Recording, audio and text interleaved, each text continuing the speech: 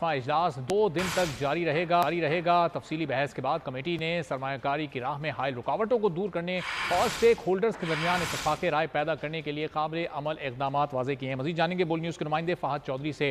فہد بتائیے گا کن امور پر جی دیکھیے ایس آئی ایف سی کی ایگزیکٹو کمیٹی کا 5واں 2 روزہ اجلاس آج شروع ہو گیا ہے۔ اجلاس کی آج صدارت نگران وفاقی وزیر برائے منصوبہ بندی نے کی۔ اجلاس میں ایس آئی ایف سی کے نیشنل کوارڈینیٹر اور وزیر اعظم کے معاون خصوصی ڈاکٹر جہانگیر، متعلقہ وفاقی صوبائی وزراء اور اعلیٰ سرکاری افسران نے شرکت کی۔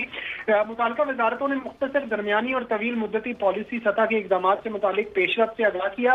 تفصیلی بحث کے بعد کمیٹی نے ملک میں سرمایہ کاری کی راہ میں حائل رکاوٹوں کو دور کرنے اور اسٹیک ہولڈرز کے درمیان اتفاقی رائے پیدا کرنے کے لیے قابل عمل اقدامات وضع کیے۔ فورم میں نئے منصوبوں کو شامل کرنے کے علاوہ 4 اہم شعبوں زراعت، آئی ٹی، معدنیات اور توانائی سے متعلق مسائل کو حل کرنے کے منصوبوں کو بھی حتمی شکل دی گئی۔ بہت اپڈیٹ کرنے کے لیے